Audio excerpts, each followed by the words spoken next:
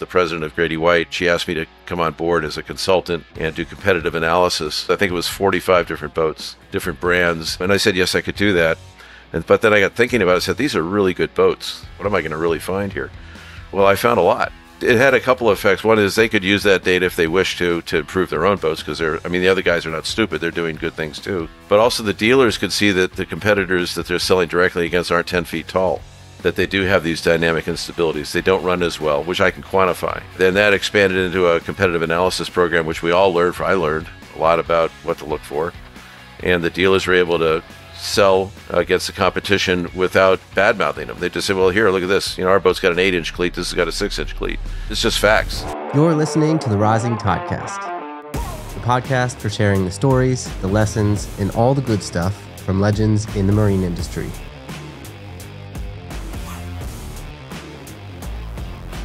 Welcome to another episode of the Rising Toddcast. Today's guest brings a wealth of boating knowledge. He's a renowned naval architect. He's had a long journey in the industry, and I personally met him while he was working as an international consultant for Grady White, one of my favorite brands.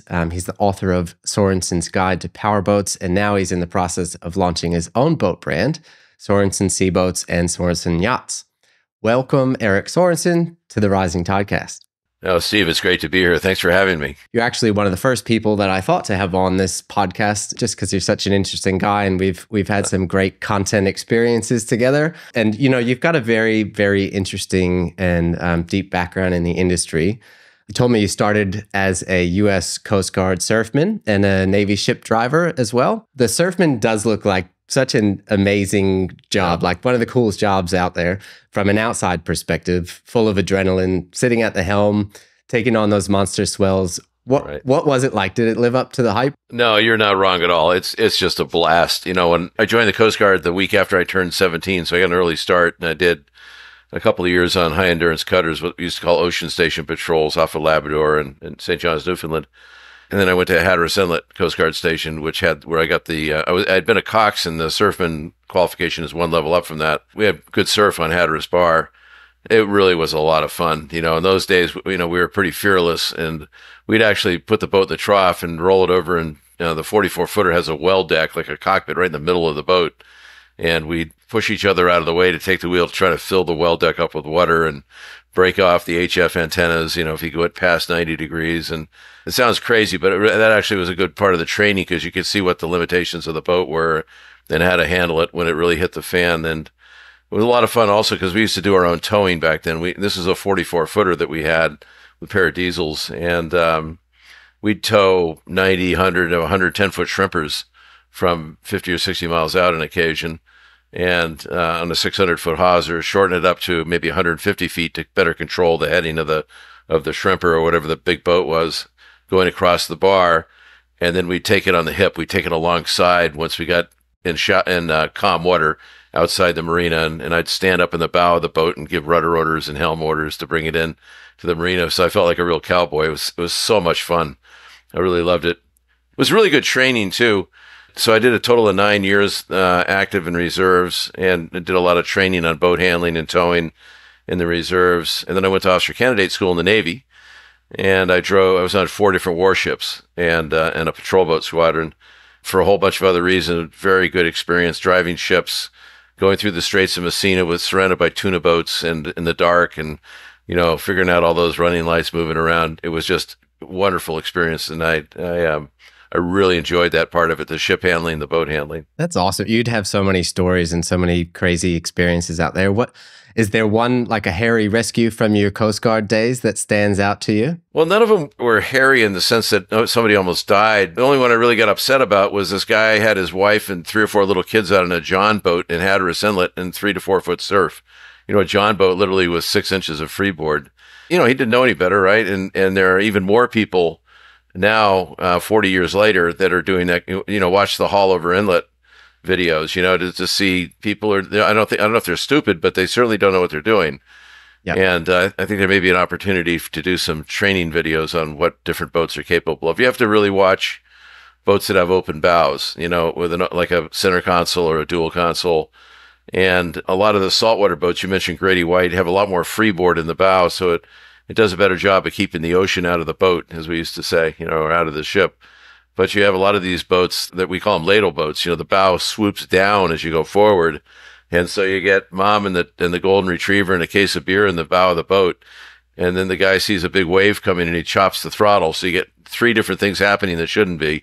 And you dip the bow underwater and it can easily swamp the boat. You got a little bit of water on deck or a lot of water on deck and it can capsize the boat due to free surface effect. The water's sloshing around. So you have some of the best commentary on boats. I would love to sit at hull over with you for a day and listen to you critique hulls. One of my favorite ones, because I've listened to you while editing for many hours. And one of the favorite that I've heard you do is we were looking at a particular boat that had an axe head bow. Some of the axe heads are better than others. But if you see a boat with a plumb stem, in other words, take a Grady, for example, we all know what that looks like. It's got a clipper bow. So it's at an angle like this, and it's got flare. So the stem angle of the stem swooping forward, or angled forward, and the flare, as the bow goes down, it increases not only buoyancy, but lift, dynamic lift, like a dynamic because of the flow of water, right? The flow is dynamic, like the flow of air over an airplane wing. So those two things, that and a lot of freeboard, in other words, height of the bow, keeps the ocean out of the boat, basically. But when you see some of these axe head bows that have two major flaws, really, one is the stem is straight up and down. The bow of the boat is straight, it's vertical. And then there's no flare. Flare is the outward curvature of the hull in the bow. And so they're just plumb all the way around, on the side of the hull. So as the bow goes down, as it immerses, especially in a following sea, the waves coming from behind you, there's not a lot there other than some buoyancy to keep the bow from submarining, going down, down, down, down. And you don't want that. And then when that happens, the bow becomes a bigger rudder than the engines or the rudders, and you lose control of it. You can yaw, and broach, which means you lose control of the heading of the boat. So a lot of them are great in a chop, but they're not good in say anything maybe above 3 or 4 feet. You really got to be careful. And once again, there are a few brands that do a much better job and that I've actually been impressed with. I think you described it in the video that I'm talking about I think you said, they're a great boat if you like aquariums. That big windscreen is fantastic for viewing the sea life when you bury the bow and you're underwater. Yeah, that's probably right after I took one offshore in Sydney, right? Yeah. Taking me back for a second to the Coast Guard and Navy days, is that where your love for boat design and architecture really took off, or was it before then? What drew you to the boating industry and naval architecture in the first place? That's a really good question, and I've thought about that because I've been around boats all my life. When I was a child, 4 or 5 years old, my dad used to charter a boat out of Rock Harbor on Cape Cod, New Orleans on Cape Cod, Cape Cod Bay. That was the highlight of my year. I was so excited to go out on this boat called the Shirley L, right? It was a 36-foot egg harbor. By the time I got to be 10 or 11 years old, I started working on the boats as a mate. I'm sure I was a real pest. But I got aboard the boats and I got to go out a lot. And just the interaction, in those days, there were a lot of wooden boats, and fiberglass only started to come in a few years later. Just the interaction of the hulls. I remember standing out on the pulpit. Pulpit's a platform in the bow of the boat that lets you get out over a tuna fish, right? So I remember standing on the pulpit of a number of those boats and just watching the way the water broke off the bow of the boat and just being completely mesmerized by that. And I think that's really where you would say my love of boats and the ocean germinated right there is that experience of standing on the pulpit of these different boats and watching the way the hull, a solid object, interacted with the water. Then I worked on the charter boats quite a bit. So every minute I could spend on them, they got to be known as a good boat handler. Captain would give me $5 to take. I remember I worked on a couple of single engine boats, and then a captain gave me $5 to take his boat over and fuel it up. And it got on, it had 2 engines. And I said, what do you do with 2 engines, So that was a lot of fun having a twin engine boat to drive around. And then with my parents' blessing, I joined the Coast Guard right after I turned 17, as I mentioned. So I got an early start there too. And then went to college on the GI Bill while I was in the reserves, and then got a commission in the Navy and was fortunate to be on board 4 warships. And that's a whole nother story, ship handling. Yeah. And I love that too. So it's taken it to a whole nother level, isn't it? Yeah, it does. At 10,000 ton ship, 600 feet long, I just felt completely at home driving those ships.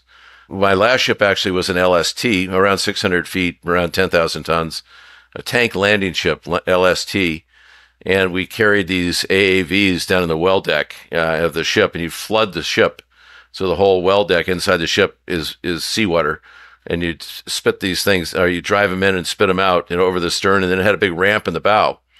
And you could either drop the ramp right down on the beach to drive bulldozers and tanks off and trucks, dump trucks, or if it was a real shallow gradient, a long sloping bottom, you'd use causeway. So we carried these big pontoons that we joined together. I think they were 400 feet total. And you'd run that out and anchor it. We had CBs on board. These sailors trained in this kind of work. And we'd put the nose of the ship into that last causeway section and have an anchor out the stern. And just, it was really, the seamanship training was unbelievable. And I love that stuff. I ate it up. I wrote point papers on it, how to improve it and that kind of thing. So it's such an amazing foundation too for, I think, the rest of your career, right? So what were those, some of those experiences maybe that shaped your perspective on boat design and performance while in the Coast Guard and Navy? The number one thing for me is seaworthiness. I've developed some understanding of how planing hulls work, especially, and I've studied them very closely, not just peripherally, and I've looked for cause and effect. If it's designed, if with this shape, with this dead rise distribution, why does it handle like this instead of like that? What makes a good running boat? When I was in the Navy, we did have some hairy experiences with small boats because we had ship's captains and boat crews that didn't really know what they were doing. So I saw boats almost capsize during small boat operations. In the Coast Guard before that, when I was a teenager, we'd put the small boat, we had a 26-foot motor surf boat with a 40-horse Buddha or Westerbeek diesel in it. And we'd put that boat in the water in 20-foot seas routinely. I was qualified as a coxswain on the boat. I was qualified to run the boat deck, and they're both equally difficult jobs with manual winches forward and aft to pick the boat out of the water, tie a stopper knot fore and aft to hold the weight of the boat. I mean, the seamanship was at a very high level in the Coast Guard. So I learned a lot about how quickly it can hit the fan and teamwork and paying attention, being alert. Not only did my love of boats flourish early on, but so did my understanding of how things can go south really quickly. And I was a damage control officer on a ship. It actually got hit by a mine in the Persian Gulf, and the crew was commended for being so well trained in damage control. But that kind of thing happens, and you've got to be trained. You got to be thinking about it. What's your immediate reaction going to be? So when my son David was little, David and I own a little Surf Hunter 25 now, a Hunt design, beautiful rough water boat. But when David was little, I'd say, "Where's your next buoy?" As you're coming around the channel.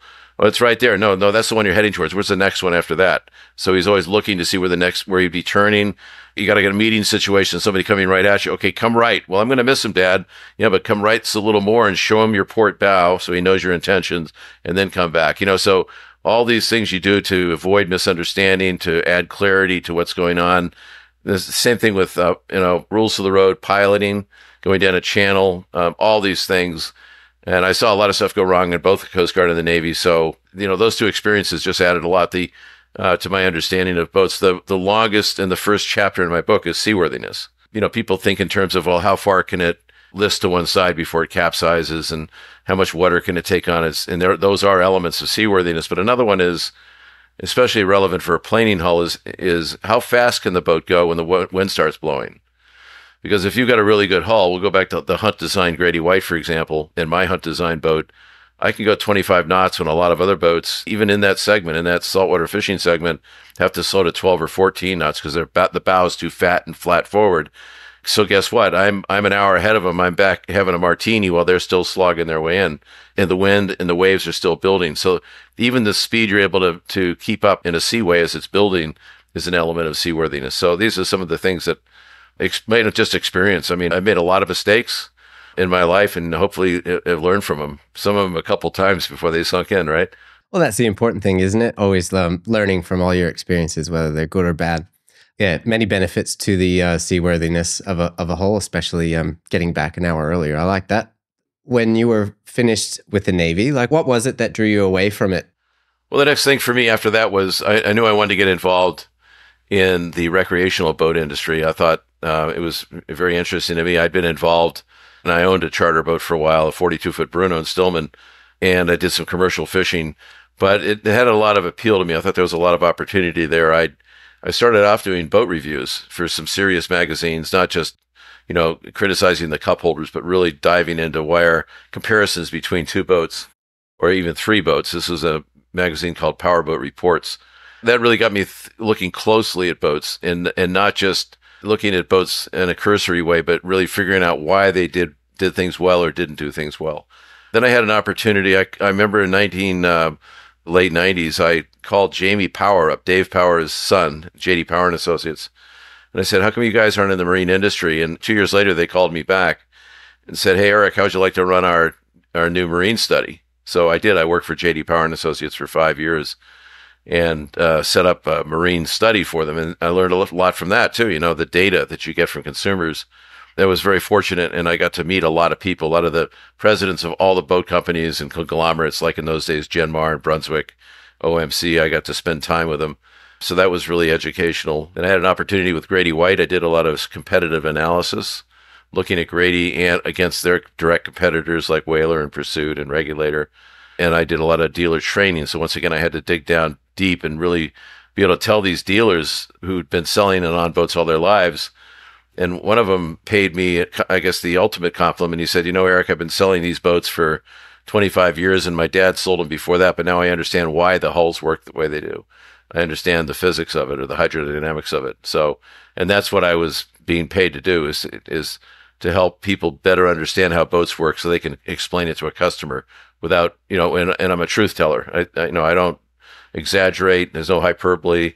This is why it works the way it does. It's very interesting because that's one of the things that I found like most interesting about meeting you and filming with you is that you have this unique ability to take these deep concepts that might be hard for people to understand and distill them down into very understandable, basically ways for everyone to feel like they get it. You said a few things that are really important. I'd love to talk about a few of them, but when you're doing that comparison and when you're getting into the details about, why is this better than this and what makes this the way it is, how do you in your head kind of distill that down and make it understandable for the everyday boater, whether they are new into it or know the industry and the mechanics of it? Obviously, keep it simple. First of all, say with hull design, I explained what dead rise is, the V in the bottom of the boat and how that changes from the stern to the bow. And usually when you hear a salesman talk about dead rise, the only thing he understands is what is it at the transom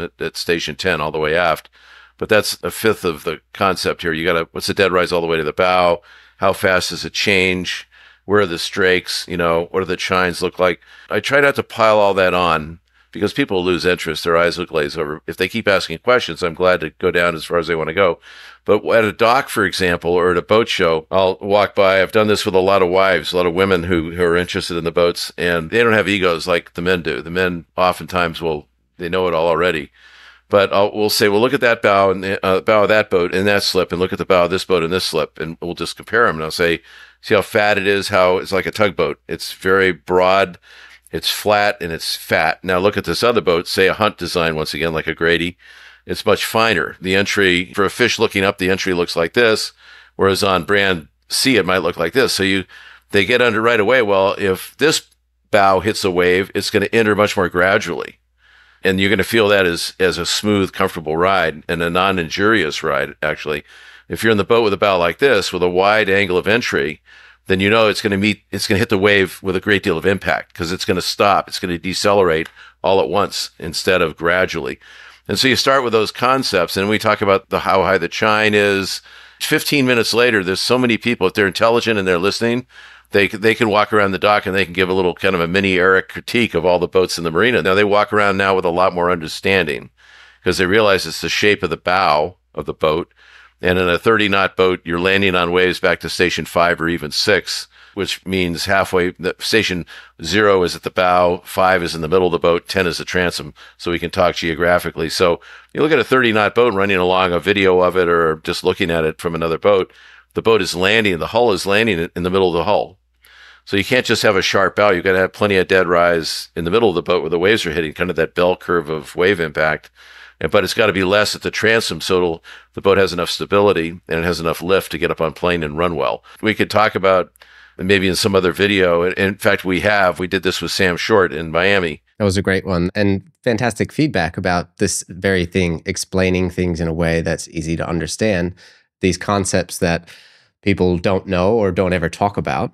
and now they're armed with information to make decisions that are going to impact their days on the water. Impact literally. But it's, you know what, it's funny, Steve, that some of the physics is pretty complicated, but it's not. It's very simple. When you see the sharp bow, oh yeah, I get it. And nobody ever pointed that out to me before. Or when you're in a high speed turn, I think you and I have talked about this before. You're on an airplane and you got to go to the bathroom. So you stand up and you start walking down the aisle of the airplane. Now the pilot puts the plane in a turn. And what I say is, if you notice that he put the plane in a turn and it's starting to bank to one side, then you're about to die because the plane's about to go into a spin. You should feel no centrifugal force to the side at all. The angle of the banking of the airplane is exactly right for the turn rate and the speed of the plane, right? So it's the same, or about riding a bicycle. When you turn around a corner on a sidewalk, you better be going perfectly balanced as you're leaning over. And that depends, once again, on the speed of the boat and how many degrees per second it's turning. Now, a boat should do the same thing. It should turn like a bicycle. And it should heel. We call it heeling, when it's the dynamic forces making the boat move around. So when it heels to the side, it should be very, very close to the bank of an airplane or how far a bicycle leans into a turn. And what you can do is, I do this a lot, once again, with wives, because they're more open to this kind of thing. I'll have them hold on to the little supports that hold up the windshield on a dual console. We do a lot of these in dual consoles. And I'll say it's calm water. It doesn't work if it's rough, but if it's calm water, I'll say, okay, close your eyes and tell me when we're in a turn. And then she says, and I keep going straight. This is my shtick, and she says, now. And I said, no, not now. And then I start to put the boat in a turn. But I come around to the wheels, 2/3 of the way over. You got to carve in a really good turn. And the person with their eyes closed won't know it. Because it's just like on the bicycle, you don't feel like you're going to fall one way or the other unless you're screwed up, right? In the airplane, you don't know you're in a turn. So, like I say, usually the woman gets it first. She knows that her family's going to be safer on this boat, because if Junior takes the wheel and spins it around thinking, oh, this will be cool, it's a non-event, because nobody's going to get thrown outboard or fall inboard because the hull is doing what it should be doing. How important is that, though, for, I guess, how you're using or where you're using the boat? It's obviously always great to have a great hull design. It all depends on the circumstances. The great hull design doesn't matter if you're in a river and it's flat calm. It doesn't matter as much. The boat can have instabilities. It can start to chine walk or, bow steer or whatever if it has a weight distribution problem or a hull problem. But the thing about heeling in a turn, that matters no matter if it's flat calm or offshore. And the fact that a good hull won't hook, it won't spin out. Like I've run a lot of Grady's competitors that will hook. In other words, you put the wheel hard over at 4,500 RPM and all of a sudden the stern just spins right out, right from underneath you. Some of the models, I won't name brands, but there's one brand that has 4 different hulls. And one model line will hook incrementally, like 30 degrees at a time. Another one will spin out almost 180 degrees. So it all depends on what's going on below the waterline.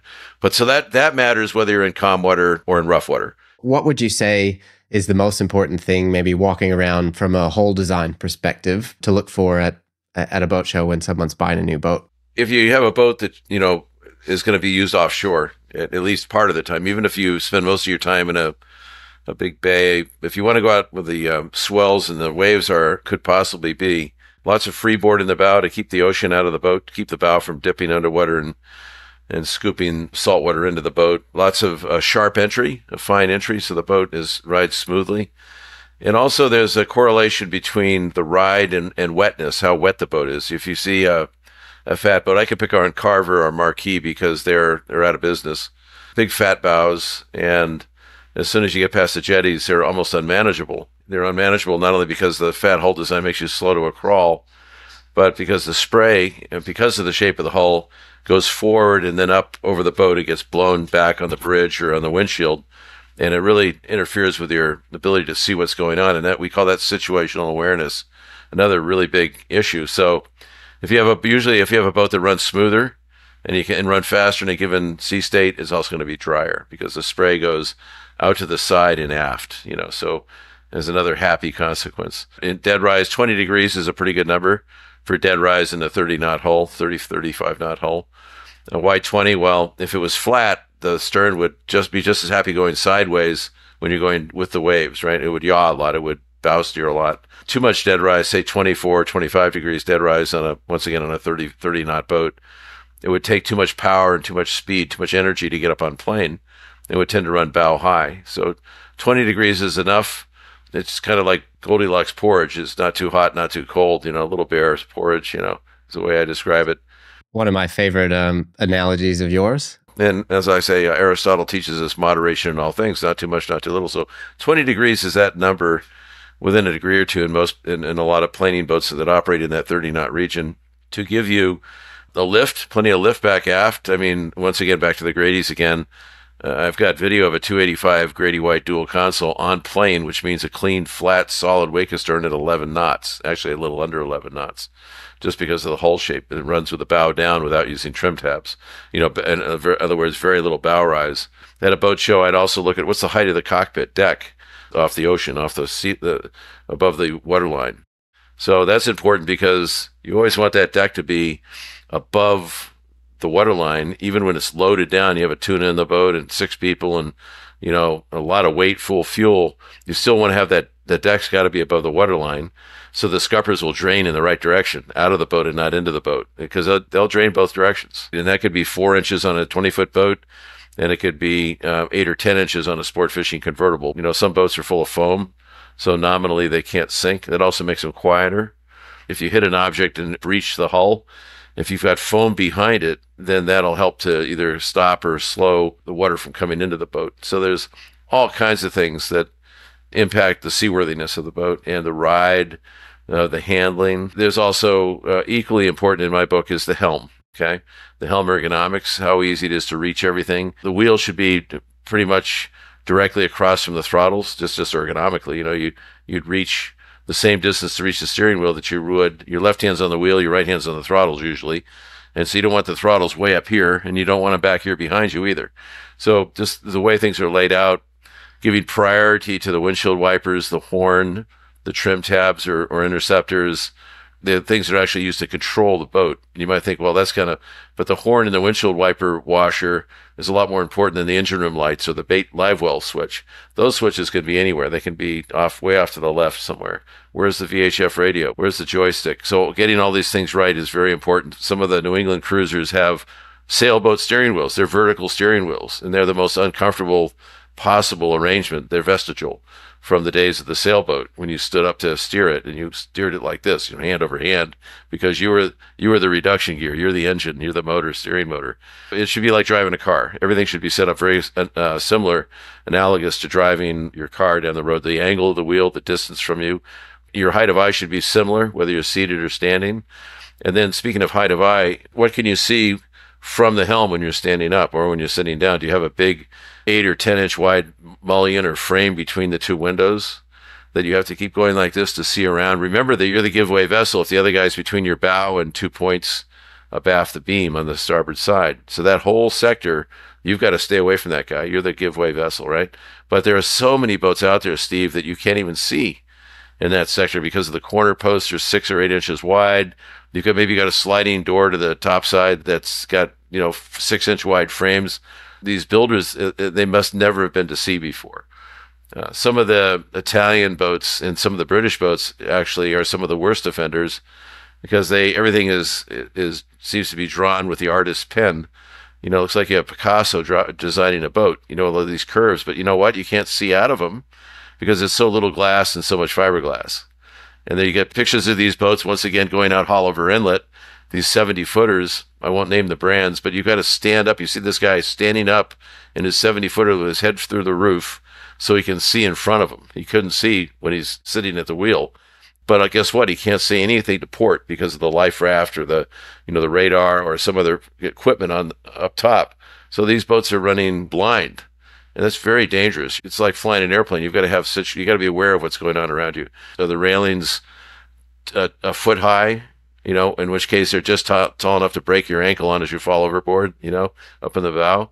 They should be 28 or 30 inches if you want to have good balance. So there are so many different things to look for when you're shopping for a boat that it really behooves you to get educated. A lot of those things that you mentioned seem obvious, but obviously not. Is that something that you focused on a lot? Because it was a great thing that I didn't realize that you brought kind of JD Power to the marine industry, or at least suggested that and then ran a lot of that. Are those all things that really influenced the reviews that you did? The technical knowledge that I brought to JD Power influenced the writing of the surveys. So they asked 120 questions on satisfaction and I think about 70 on quality. And so, of course, I would be involved in what questions to ask to elicit this information. So it was meaningful. So it was actually something you could use to improve the boat. So I learned from that as well. I learned it's very hard for a customer to express, even in a 120 question survey, exactly what the problem is, because there's just not enough room to ask for written feedback. So I'll give you an example. There's 2 boats built in Somerville, North Carolina. The owners of the companies are related. One of them got a great score, and one of the questions was the adjustability of the helm seat, okay, or comfort and adjustability of the helm seat. And one guy got a really good score, and the other guy, who I saw after the first guy, said, "Eric, your survey's full of beans. Your whole study's worthless." And I said, "Oh yeah, why is that?" And he said, "Well, my cousin down the street, he got an 8.4 and I got a 6.2, and we used the same seat. Ha ha, so it's useless." So we went out to the plant and got on the boat, and I said, "Well, you know what the difference is? Your cousin's company has got the box, the molded fiberglass box in the deck liner that the seat is mounted on is further aft. So when you push the seat all the way aft, you can stand all the way aft as well. Your heels can move back. It's important to have enough room between you and the steering wheel as the boat comes up on plane so you can lean forward. It has to be heel room, right, for your heels. Well, his boats, the seat adjusted just as far, but the box was still too far forward, you see? So you couldn't comfortably stand up and drive the boat because you're wedged in there standing upright. And when the boat comes up on plane, you can't lean forward. So, you ferret these things out in pretty short order if you look at the boats. I will say, Steve, that certainly as I did as a young teenager in the Coast Guard, I was never critical of the boats. I said, "Oh, this is designed by the Coast Guard, U.S. Coast Guard, the 44-footer. It'll roll over and come back up again." You're trained, it's even a professional captain. Most professional captains are not the ones you want to ask about improvement. Some of them are, some of them are not. But what would you do to improve the boat? Well, most of them don't even think that way. They think about how do you run the boat safely. Then they do a great job. And they have a great deal of experience doing that. But what you find is that there are many boats from the very top brands in the United States that in many ways are poorly designed. They could be safer, they could run better, they could be drier, smoother, they wouldn't have dynamic instabilities. I guess what I have is the inquisitive eye. And doing those boat reviews for Powerboat Reports where I had to write everything down, it's in the writing that I learned about boats. I wrote tens of thousands of words directly comparing boats. So I couldn't just in a cursory manner run over the differences. I had to really study why can you see better from this boat? Why does this boat have less bow rise? Why is that seat more comfortable? Why is that fish box in a better location? Because I had to analyze it. And then I had to go talk to the builder and convince him, which I've done with many builders, why this other one is better. And they don't take it sitting down. Some of them do. It depends on the evidence.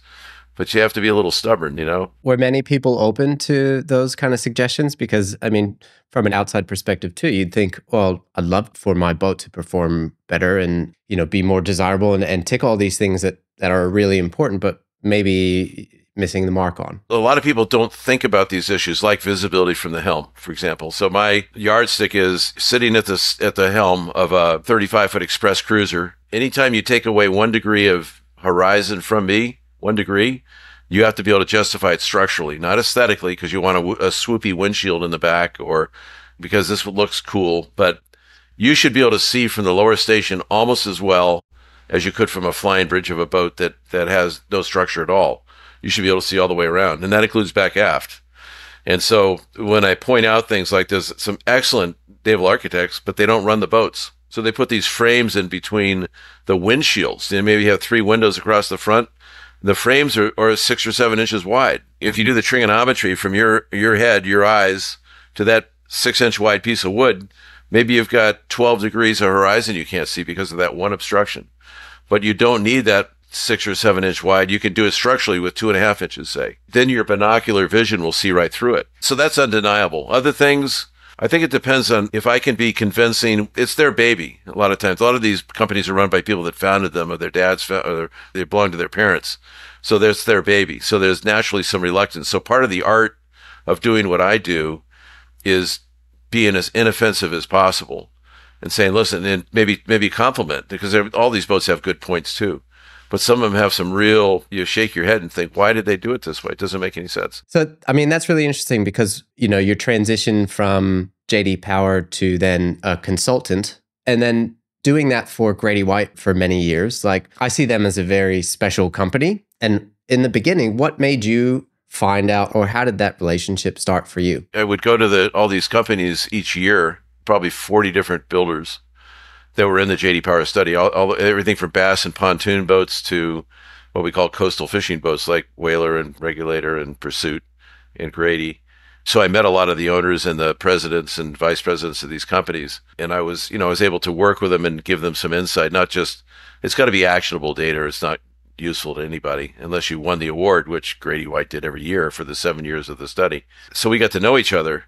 After 5 years at JD Power, I decided I wanted to do something a little different. And I was also ready to put this new skill or this application of data to work. Chris Carroll, who was and is the president of Grady White, found out that I was leaving JD Power, and she asked me to come on board as a consultant and do competitive analysis. I think it was 45 different boats in their segment, different brands, and I did that. I did an analysis of 45 different models, and I'm not so hubristic that I didn't think that would be quite a challenge, but I never show that. And if somebody says, Eric, can you do this for us? I always put my hand up and say yes, and then I figure it out. A very good quality for being successful, isn't it? Yeah, it is, because you have to have some boldness, but you also have to have a little humility, and you have, or you're just not going to get anywhere, right? Or not as far. And I said, yes, I could do that. But then I got thinking about it. I said, these are really good boats, that they're direct competitors to Grady White. What am I going to really find here? And I found a lot. I found a lot of things that could be improved. It had a couple of effects. One is Grady could use that data if they wish to improve their own boats, because the other guys are not stupid. They're doing good things too. But also the dealers could see that the competitors that they're selling directly against aren't 10 feet tall, that they do have these dynamic instabilities. They don't run as well, which I can quantify. Their passageways, their companionways are not as wide. Their bunks, their burrs are not as long. The cleats are smaller. They don't have what Grady calls remote operating gear to close the seacocks without having to crawl down in the bilge. And these are all things that I found out because I was paid to. Then that expanded into a competitive analysis program, which we all learned. I learned a lot about what to look for. And the dealers were able to sell against the competition without bad-mouthing them. They just say, well, here, look at this. Our boat's got an 8-inch cleat. This has got a 6-inch cleat. And anybody who's ever tried to tie up a 1/2-inch line to a 6-inch cleat knows you can barely do it, and it's impossible to put 2 lines on it, right? If you have a spring and a breast line on the same cleat. So these are it's just facts. I take a picture of a tape measure on a companionway. The Grady's was 24 inches wide. The other guy's is 17. The hatch is 20 inches instead of the other guy's being 17. And then you think, well, that hatch is in the cabin is there not only to let the sunlight and the fresh air in, but to let you out in an emergency. It's called emergency egress. And a 20-inch hatch is a lot easier to get through than a 17-inch hatch, especially a lot of Americans that are big people. But people never notice this unless you point it out to them. They just don't. Even the builders don't notice the difference so much between their boats and other boats. It's such an amazing way to show the value of, I think, your boat subtly, and also give value to the dealers that sell your boats. Is that something that all boat manufacturers do? They hire someone like you to do that competitive analysis and arm their salespeople and their team and want to get better and do that? The timing was right in a lot of ways. I was available. I was looking for something to do. Grady White's president is a very intelligent and a perceptive person who saw that this would add value. It would make it both for the customers who'd get a better boat for it. There's this, expression, axiom that, enthusiasm can be infectious, Steve. It can spread from one person to another. So you think about a dealer now is better armed. He knows why the boats run like they do. He knows why this one doesn't run well. He doesn't just put it out there. He says, this is what's wrong with the hull. He can say that now because I've spent 2 or 3 sessions with each dealership, 65 dealers. I did a lot of traveling for a while. So they're more confident. And when they're more confident, that shows. They're not braggadocious. They're not show-offs. But they have a confidence now because they understand the product at a deeper level, not only theirs, but the other guys. That's going to come across to a customer as the dealer representing a better product. Now, that could be invalid. Maybe it's a great salesman, but a lousy boat. But in this case, you have a salesman who's better trained, better motivated, more confident because he understands the product more, and he knows a lot more about selling and closing than I ever will. That's not my forte. Now he's got a real toolbox to work with. And I think that's the value. And how I met you through, Sam and Ryan at Short Marine. I think that's one of the key things that help them set Grady apart from its competitors locally. And, they take people out on sea trials and compare brands and, same day, same sea, see how this rides and explain that and, use the terminology that you shared with them. And yeah, it really works. I will tell you that Sam and Ryan Short in Sydney, Australia, who you and I have done a lot of videos with them and with Sam in particular. I've had more fun working with those two guys. They're my kids' age, but I've had more fun working with them because they love boats. They love rough water. Especially Ryan will get out there, and I was running a 37-foot Grady and videotaping Ryan in a 257, a 25-foot center console. And I'm just, I'm hanging on in this 37-foot, 18,000-pound boat, going out through the heads out in the Atlantic off Sydney. Now, Sydney is almost always rough, right? The seas coming in, big seas, big swells. So they did a screen grab of the video, and I'm kind of looking over once in a while. And not only the boat, the propeller on the outboard was about 3.5 feet out of the water. Not the hull, the outboard, the propeller. Was a big grin on his face, right? I love that. I love their enthusiasm. I love the skill. It's the same thing that I did as a 17-year-old driving 44s in the Coast Guard. Very high-level people, and they're running a great business. But it was so much fun to do videos with those guys because they're completely uninhibited when it comes to, and they're not stupid. They understand what the limitations, their physical and the boat's limitations. So I love that kind of expertise where they know how far you can push a boat. And then, of course, we have fun, and there's a lot of humor in it. Nobody wants to just listen to somebody droning on like I am now.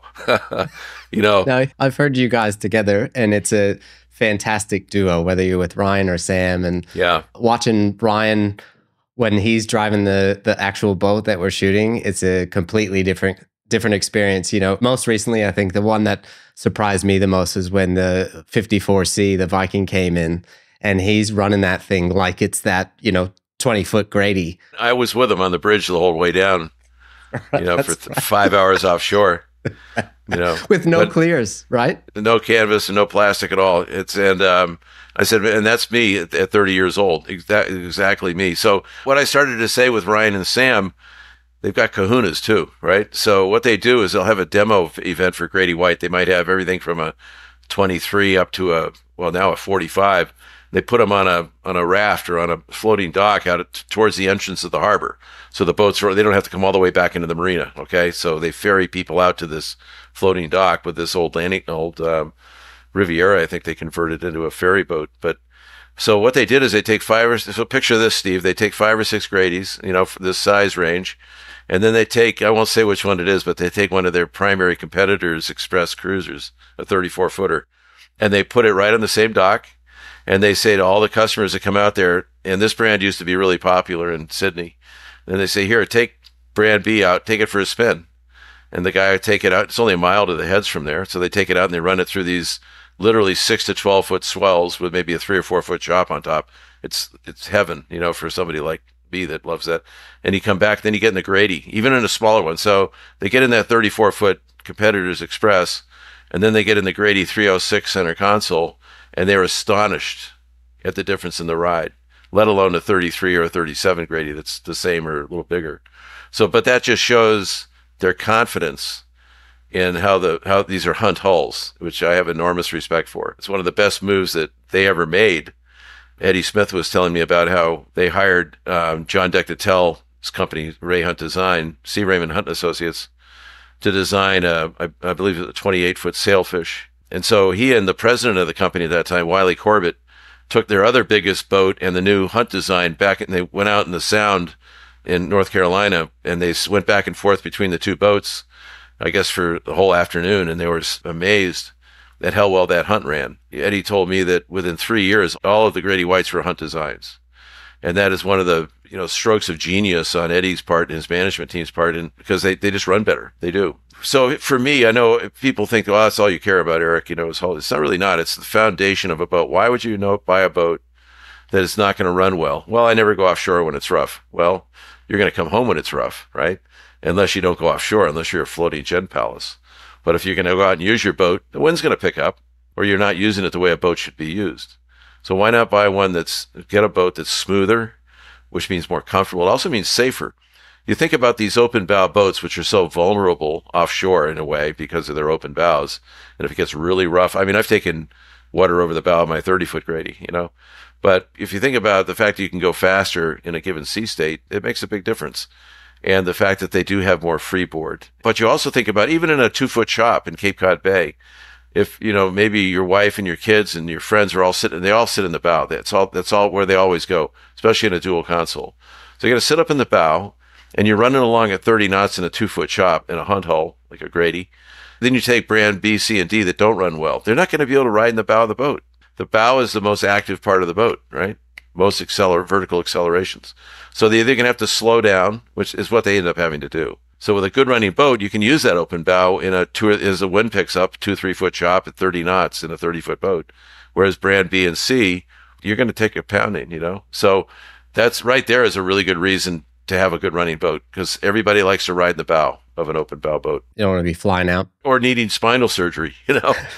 Because for seaworthiness reasons, for functionality reasons, start with a hull. If it doesn't have a good hull, go to the next brand. It doesn't matter how much you like the windshield or the cabinetry down below in the cabin or anything else. If it doesn't have a good hull design, don't even consider it. Unless you're consigning yourself to staying inside the jetties. But I remember just having to be on a carver when people would go aboard them at boat shows. You know, in a convention center. The boat's high and dry on blocks in a convention center. And I remember seeing these people, it was about a 44-foot carver, 45, something like that. And a couple went down below and she said, the woman said to her husband, look at this, honey, there's a king-size bed and his and her closets in the bow. Let's get this one, right? Well, they got it, but they also found out when they actually put it in the water, as soon as you head out past the jetties, it's unmanageable. Why? Because the hull has to be shaped like a tugboat. Big fat bow, flat and flat, in order to fit a king-size bed and his and her closets in the bow of a 45-footer. Go on a sea trial, but beyond going to sea trial, go on a bunch of sea trials so you see what's good and what isn't. You've given us some great tools for not only new boat owners to look out for, but you know what should be important for dealers to look at and talk about. You worked for Grady for a long time and saw many people and influenced many dealers throughout the world. You know the impact that you've had on guys I know like Sam and Ryan. How does that kind of impacted you looking back, thinking about all those people that you've helped throughout the years? You know, a lot of it, maybe it sounds kind of corny, it comes down to kindness. You know, are you kind to the people around you? And how can you be kind? How can you be a good person in the Socratic sense of good? Well, you tell the truth. And there's different ways to go about doing that. And you help where you can. If they don't have my knowledge about boats, and you're another guy in my age or whatever age, and you've got an ego, then I never teach them. Okay, I always share what I'm doing with them. Like if I'm driving the boat and I'm really teaching them about the boat, but also maybe piloting and rules of the road and that kind of thing. I'll always put it like, you know how when you do this, you know how when you trim the motors like this happens, and they always say yes. I'm not pedantic about it. Okay, so I share it with him as though, and he is an equal, maybe not in this particular area, but he's just a guy like me, right? And if you treat people, that's treating them with kindness. And then usually the wife is watching what's going on, and she'll say, you know, listen to this guy. But usually you treat him with kindness. That means you treat him like an equal, which he is in every way. And next thing you know, he's listening to me. And he never did really know how to trim the engines out, or he never did realize this about the helm, or, you know, whatever the issues were. And the relationship changes from me trying to sell him a boat to more of I don't know if it's a stretch to say, sort of a mentor or a friend. A guide, yeah. A helpful guide. Guide in the process. So that's all there is to it, is you share what you know. You could fill volumes with what I don't know about all kinds of subjects, you know. But this is something I do happen to know something about, and you share it in a kind way with some humility. And it's always a dialogue, back and forth. And the same thing with the dealers. I've learned so much. You know, I go there to nominally to teach them about boats, and I learn every time I go on a dealer visit. I learn something, you know, and just great people, just wonderful. I've met very few people in this industry that I just don't like. From presidents to laminators, there's very few people that are just disagreeable, and you can always find something, you know, in common or, you know, common ground. that you can base a friendship on. And I developed a lot of friendships in that way. It's a wonderful part about this industry. I mean, look what we're doing, Steve. We're selling joy. You know, so we're supposed to do it. It's called Pleasure Boat for a reason. What's one of the things that you love most about consulting? Oh, I like to travel. I liked meeting new people. I like being able to share what I know about boats. I like learning about boats whenever I travel, seeing how different people's minds work, you know, when it comes to assimilating the information or how they think about it and, you know, a little bit differently than I do. And that's great, you know, and I incorporate some of what they know into my training sessions or into my life or whatever. What's one of the biggest learnings or takeaways from your years of consulting, if you think about it, from looking back on your journey or, you know, all those times at a 10,000-foot view? What would you say is one of the biggest things that you learned that changed your perspective? People are a lot more alike than they are different. You know, whether they're buying or selling boats, or cars or anything else for that matter. You know, I really enjoyed the human interaction. I loved teaching at a deeper level. I loved being able to have somebody ask question after question after question about boats. I remember there was a woman turned out to be very wealthy at the Newport Boat Show in Rhode Island, and we started talking about hull design. We talked. She was probably in her 70s. And you'd never know she had any interest, but she just kept asking more and more questions. You know, I'll crawl underneath boats with people and talk about the hulls. I've crawled underneath boats, you know, like the radius keel on a hunt hull and why that's there. You know, what does it do for you? And if they're sharp, they get it. They get it. They know it's not baloney. It's real. And so seeing that transformation from hardly understanding anything about what we're talking about to, you know, all of a sudden they know 4 times as much about boats as they did 2 hours ago. You know, they'd run them, but they weren't tuned in on all these details that really matter. That's got to be rewarding. It is because, you know, and also if you do it enough, like I did it a lot, you can kind of distill the pitch. But you read, what are you interested in? I don't want to force feed them something they're not interested in, but if they go off in a certain direction, well, we can talk about propulsion. We can talk about, you know, cockpit drainage. We could talk about the cabin dimensions. We can, whatever you want, and just stay with them. And it's wonderful to see, you know, light bulbs going off. So that's one of the big things I took away from this. I love that. From transitioning from a consultant to now, you know, being in the stages of bringing your own brand to life, you know, Sorensen Seaboats and Sorensen Yachts. What is it that you took from that to start your own brands? And then also what motivated you to make the leap and do this for yourself? I guess maybe at heart, I'm a risk taker, but I've also been looking at other people's boats for a long time, since I was a child, really. And I've developed, you know, lists of features and attributes that should be included in any boat, in my view. And I'm able to distill all that and put them in a boat. Like I've got a 29-footer that we've got the tooling. We've got the hull number 1 has been infused and built, and we've got a 46-footer that it's ready to build in Turkey. It's a competitor directly against Sabre and Palm Beach and East Bay and those guys. Fantastic hull. It's got the hunt hull and a lot of features that are the product of all my thinking and investigating and pulling the string. And we also have a 52 in the wings that we're in the initial design stages of. So these are going to be fantastic boats. They're going to be among the best running in the world, safe. The sight lines from the helm will be almost like sitting on the bridge, like my criteria states it should. The ergonomics will be like driving a Mercedes. You know, all these things are going to be incorporated.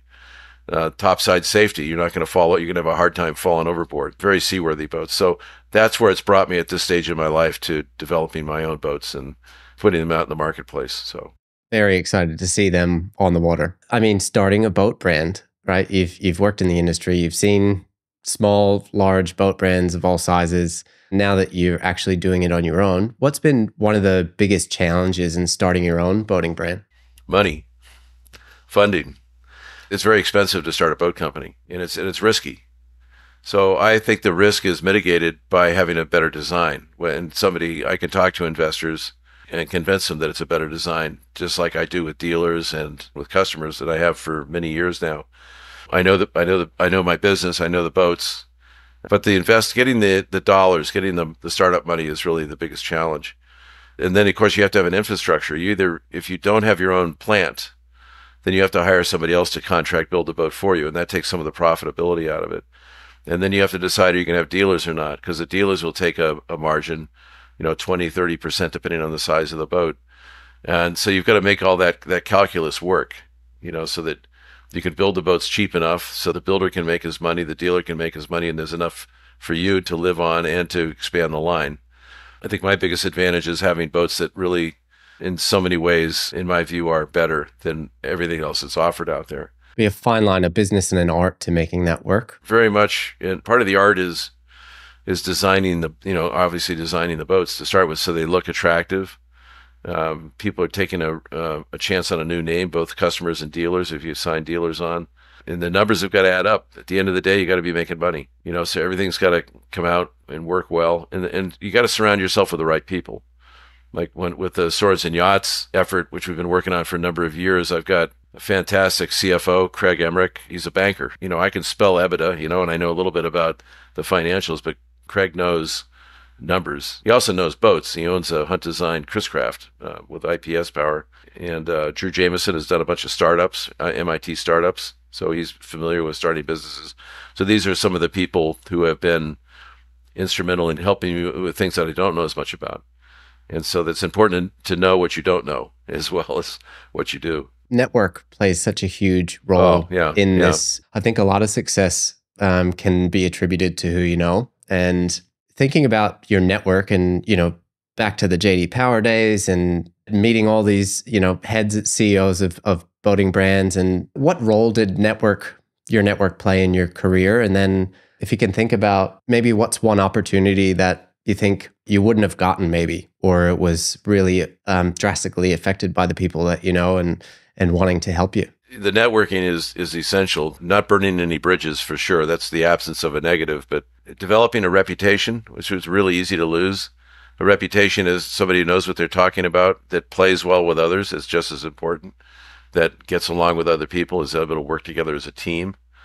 That team dynamic is really what's so important. Well, the networking, going back to Chris Carroll at Grady White hiring me over 15 years ago initially, that was because of JD Power, and I'd met the team there at Grady by visiting them every year, and I've got other opportunities, people that know me. I mean, it's a small industry. If you've been dishonest or incompetent or in any way not kept your word, then the word's going to get out. So it's important to do the right thing, not only because it's the right thing, but because it's a pragmatic consideration very much, to treat people well in every respect. Super important. We met each other through filming with Short Marine, like we mentioned. And I know from conversations with you, you've enjoyed the content that we made together and see it as being a little bit different, I guess, or unique in the industry, especially for the stuff around Grady White and Short Marine. So I'm interested to hear from you, like, what impact do you think creating some quality story-driven video, what do you think that has impact-wise on boating brands and their customers? I think it can have quite an impact. Word of mouth, we'll start with that, is the most effective kind of advertising. Your neighbor tells you he loves this new car that he bought or this new ride-on lawnmower or whatever it is. It's a lot more effective than all the ads you read in a magazine or online. And by the same token, having people tell you that they like their boat, that it's treated them well because it's honest, that the source is reliable.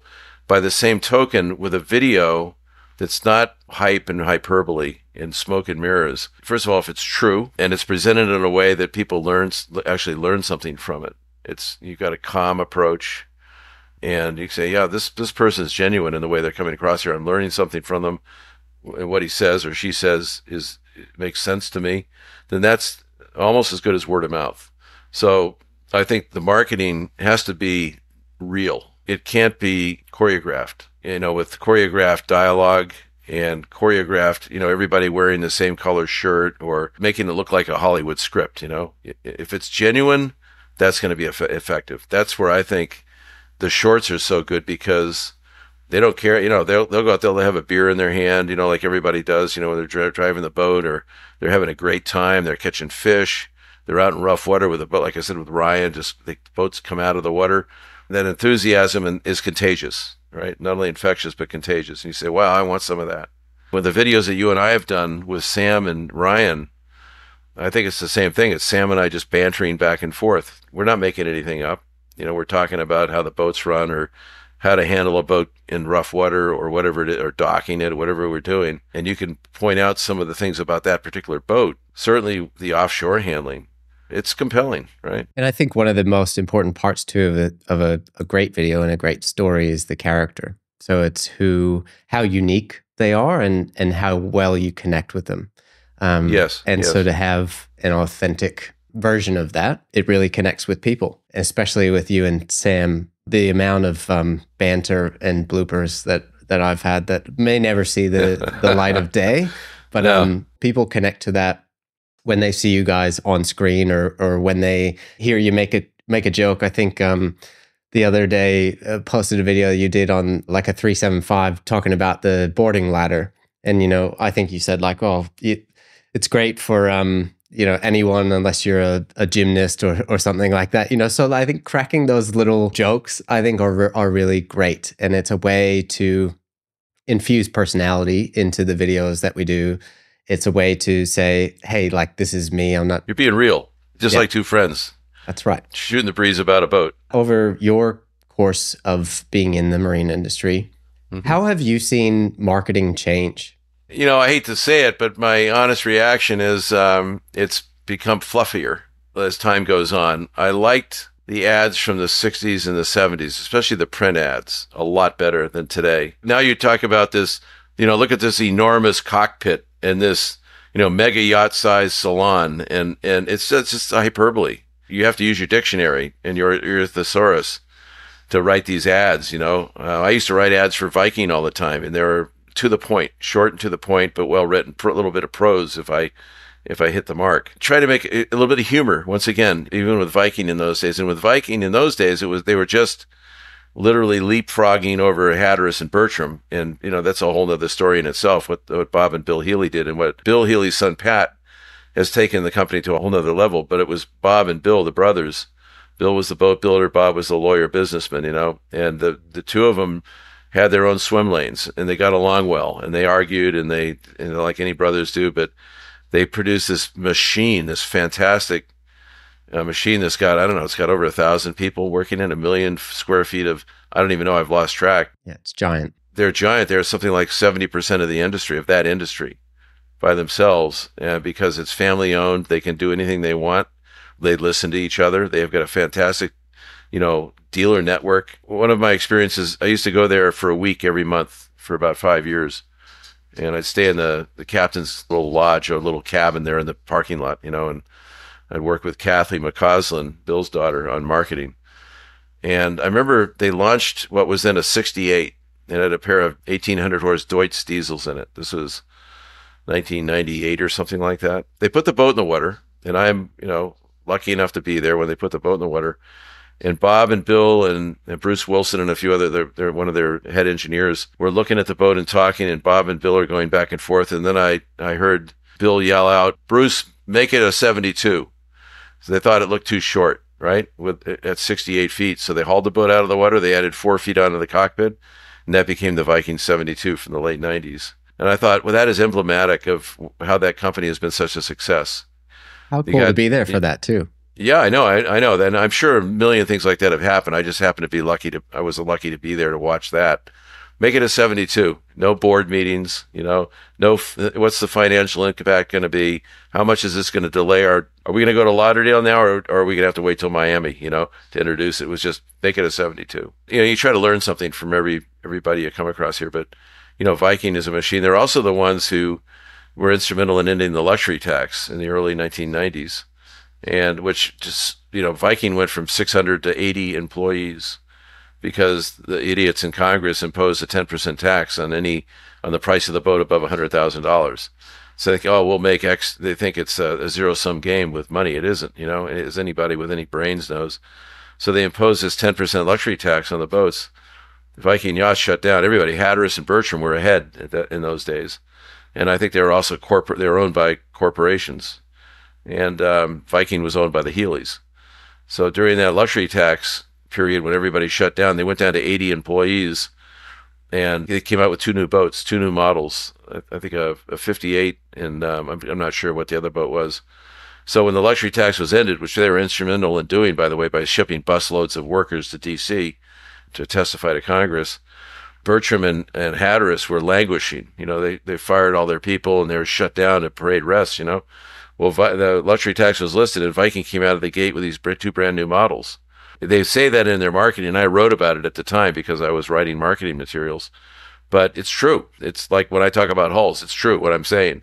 It's true how Viking leapfrogged over Hatteras and Bertram, which are both a shadow of their former size and prestige and impact in the industry compared to Viking because of that period of time and because of the leadership and management at Viking at that time. And now Pat's doing a great job. Yeah, with the new speed restrictions. He's doing the same thing. But I think it's a testament to them, right, of saying, this is our industry. So you do see leaders like that in the industry and strong personalities, which we need. You need strong personalities doing the right thing. It's like Churchill said, my dad was a tank driver in World War II, and he named his golden retriever Churchill, and he did it because Churchill said, what? Never, ever give up. He said a lot of things, but it was this tenacious bulldog personality that he had. And as a brilliant orator, he could convince people through rhetoric, of his position. Not all of them, but enough of them. That's the same sort of tenacity and sometimes what would be construed as by an outsider as bullheadedness, but it's really tenacity. You see the target, you see the light, and you keep heading for it. So that's fantastic. Eric, I have some, let's do this last little bit, some rapid fire questions for you. We'll keep it light, keep it funny. Okay. First thing that comes into your mind. Favorite harbor in the world? The one that has the most emotional attachment for me is Rock Harbor in Orleans on Cape Cod, because that's where I grew up. Biggest sea you've been in? When I was 17 and 18 years old in the Coast Guard off of Labrador, and they were reported as 55 feet. And it was on a 255-foot lake-class cutter called the Chautauqua. Best part about being a naval architect? Well, I'm not a degreed naval architect, but the way I put it is a lot of them read my book. What's the most unique thing you've ever seen on a boat? Well, when it first came out, I'd say it was Seakeeper. First time I went out on a boat that had a Seakeeper, it just blew me away. What do you think from a naval architect's perspective is the worst feature you've seen on a boat? When they get things like the liquid load, particularly the fuel tanks, it's not really a feature, it's a mistake. They got the balance of the boat off. If you put the fuel tank too far aft of the center of buoyancy of the hull, as you burn fuel, the stern's going to come up and the bow's going to go down. Now, sometimes the boat will run better because it's stern heavy, but usually it doesn't. So ideally, you'd have the fuel over the center of buoyancy. But the problem there is that's usually where the engine room is, right? That's where the engines go. But it can be done to an extreme. You can put it further aft than it needs to be, or maybe you have room for saddle tanks outboard in the engine room so that the boat comes up on an even keel. Ideally, when you burn fuel, the bow comes up, because the faster a boat can go, the more you want the bow out of the water, right? For control and for efficiency. But you're fighting against the reality of where are the engines, where are the water tanks, where's the midship's master stateroom bed going to go? What about the headroom? What's the best piece of boating wisdom that you've ever heard? Pick a boat that suits how you're actually going to use it, not how you dream you're going to use it. And I'm not saying you shouldn't follow your dreams. That's a different subject, which I've been doing. How are you going to use this boat on a daily basis? Are you going to go from Boston to Nova Scotia? Are you going to stay in Narragansett Bay? How many people are you going to take out? Are you going to use just days? A lot of people buy day boats now, even center consoles, and they'll stay in a hotel every night, Get a very clear idea of how are you going to use the boat? How many people are going to go out? Is it day trips only? And then find a boat in the size range. Get the biggest boat you can afford is another bit of advice, because you're never going to go offshore. It doesn't matter how rough or calm it is, and say, geez, I wish I was in a 40-footer now instead of this 45. And the same thing goes for engines. And most boats are outboard powered these days. And a lot of people, when you're in the 24 to 26 foot range, 27, you can put a big single engine on, or you can put a pair of smaller engines on. And people ask me all the time, what would you do? And I'd say, well, put it this way, like my other comment, if you're out of sight of land, and that might be only 6 or 7 miles, not 20 or 30 miles, you're never going to look back at the stern of that boat and say, geez, I wish I didn't have that port engine. I wish I only had the starboard engine. It's the pleasure and pleasure boat. Part of the pleasure, even for an old salt, is being able to relax. Not all the way. If you get relaxed too much, you're going to get into trouble. Always have a little bit of fear. The ocean could be a fearsome place. But you can relax a little bit more if you've got 2 engines. If your boat's a little bit bigger, it's a little bit more comfortable. If it's unsinkable. If you have a life raft that'll hold everybody on board plus 50% up on the roof. So you're not worrying about your family. You're attending to their safety by being smart and educated and attentive. Great words of wisdom. Thank you, Eric. How do you want to leave us today?